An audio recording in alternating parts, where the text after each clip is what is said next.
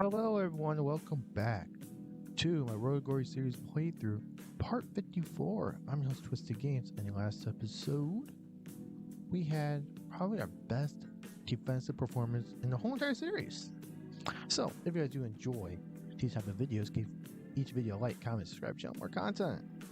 Now, we saw off this particular episode on a road against Burnley, and we take an early 1 lead from Adam Mayer's strike as he just breaks away from the whole entire defense and he just scored, and that arm kind of twitched kind of weirdly there on Matt Mayer.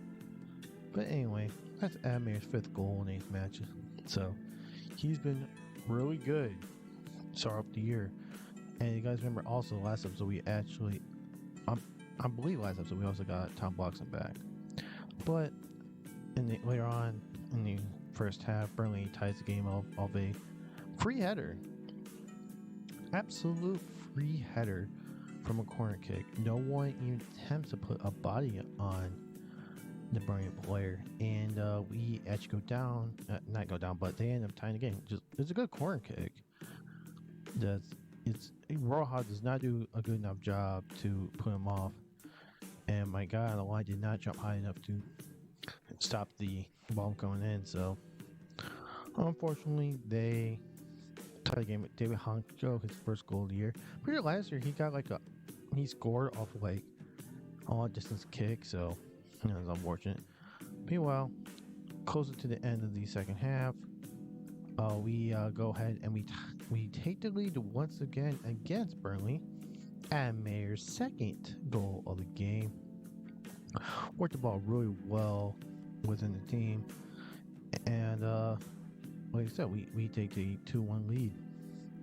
There's like we can't beat Man City and then like lose to Burnley. I know Burnley's like in the European Cup this year, but still, like we shouldn't be losing against eventually be a team like Man City. So like I said, we take a 2-1 lead, and then we try to add a third one. It gets deflected in. We go for another corner kick here. 2 minutes of the extra time. Nice header. Too bad no one was there to recover to head it in for a third one. Burnley with the goal kick tries to kick it deep. Fortunately, they won the header, but we were about to get the ball again, and we basically kind of escape out from Burnley. We'll take a 2-1 win against Burnley. And then meanwhile, the second game we have here, we got against Brighton Hove Albion. And again, Adam Mayer with a goal. His 3rd goal in the episode, as he's offensively been carrying the team. Good work there. And there was a nice little pass to Mayer. Mayer, really good shot in the far post. Goalkeeper has no shot to stop that ball, the way he's angled and everything else. But again, we take a 2-1 lead against not 2-1 lead, 1-0 lead against Brighton and Hove Albion. And we need to beat them. And we need to beat them. Meanwhile, Brighton tries to get a goal to tie the game up. Being solid defensively the whole game. Solid defensively, and we get another clean sheet. This is like our most impressive, this is about our impressive game of the year. We get Taka Nishimura going on loan to US Conargo for 2 years. I switched from center back to CDM, so that's the reason why he's better now. And then we have our third game of the episode. We have West Ham United, who are going to ball in. There's Tom Bloxham there with a goal. First guy goal to score a goal that's not Adam Mayer. We take an early 1-0 lead against West Ham United, as we worked the ball really well in the middle of the field. Just working really the ball well. With NA, Mayer, NA again, and then weak foot. West Ham player did not put foot into a Bloxham shot. The shot is power painful for a goalkeeper to can't get a hand on it. Somebody David Moyes is still a coach. I don't know why that's the case, but his first goal of the year, his first game back since the first game of the year where he got hurt in that debilitating tackle. And then, but what happened is we got still in the first half to play. West Ham do end up tying the goal. They worked the ball well in the middle of there. Again, this is one of those games where we have to kind of have to win these games. You know what West Ham want big attention to for European places. I'm not talking about top four, but I'm just talking about like the Europa League, where that's what the team wants, the Europa League. So yes, they tie the game up, but again, this team needs to win. And later on in the first half, Cameron finds this up. Tom Block's so open, and Tom Blockson scores. He scores a brace, and we take a 2-1 lead against West Ham as Tom Blockson celebrates with me. So the rest of the team, a good play. We're good, getting a good shot, but no one is close. You can probably say goalkeeper should be saying that because it is near post, therefore he's closest to the ball there. But he's not. He's playing more in the middle. So unfortunately, they do not score there. They did not stop there. But we are closing in on the rest of the game.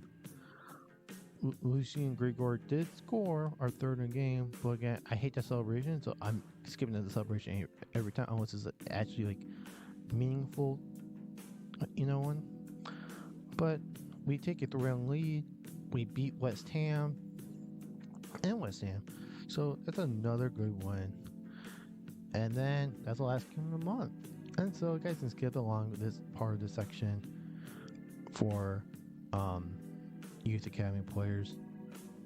Some really hits, some really misses. It kind of depends on the crop of players. That guy should be really good.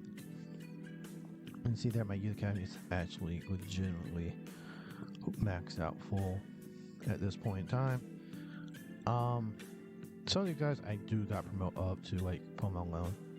At the same time, I gotta be careful who I take on loan and bring them up because my roster spot is kind of limited. Because it's kind of limited, I need kind of sell some players next year. I believe so. I don't want to sell anyone in January. I kind of want, if I do sell people, I want to sell in the summer transfer window between July and August so I can kind of rebuild in, Get me some, see how some of my Youth Academy players get promoted up, stuff like that. Just doing my team, I gotta do a little bit better. Team gotta do a little better. And some of my Youth Academy players are not really progressing as much as they should. And the songs kind of growth, their growth is kind of stunting, it looks like. So I'm trying to have a good balance with the team. We gotta get a good balance and stuff like that. This particular player on the team, Brandon Thomas, I put him in CDM because he has a good physical, white nature guy. So I think it makes sense to put him at CDM. Grant's a guy I'm willing to promote up in the during window so I can put him out loan because I kind of need to. Some guys is not long term and I will be releasing soon, like Sullivan, you see there. He will probably be being sold, being released with that. Like I said, Toma, Abbas, and Ibrahim, like those guys are not really progressing as much.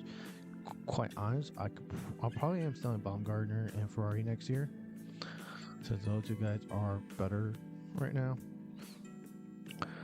And like I said, I don't have many roster spots remaining. Not too many left.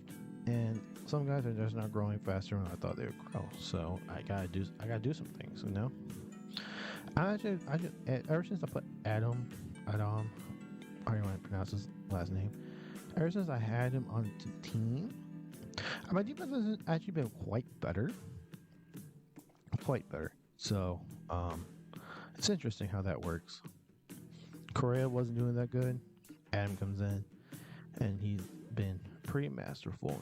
You know, so it's interesting how this team's gonna work out. Rodriguez is gonna be better than Dragovic, which is fine. He's a year younger and stuff. He's my backup center mid for the time being, and then he's still continuing to grow. I need his shooting to go up. The 60 overall is really not that great. 60 overall shooting, not that great. You know, um, I don't know what to do with Valencia. He's not that particularly good. He's not as good as I thought was when I signed him, but it is what it is. Some things you can control things, other things you cannot.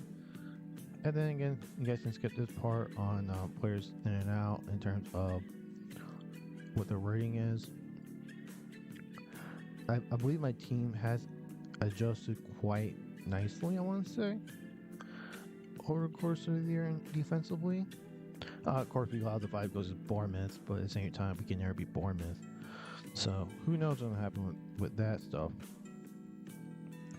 And then looking at the standings, we're in second place with Man City. See, without 12 goals in 10 games, which I don't think is that bad, but we scored 22 as well. We're ahead of Arsenal, Wolves, and Spurs at this point in time, sitting in top 4. Bottom 3, Everton, Burnley, and Brighton. Thank you guys for watching. I'll see you guys next episode.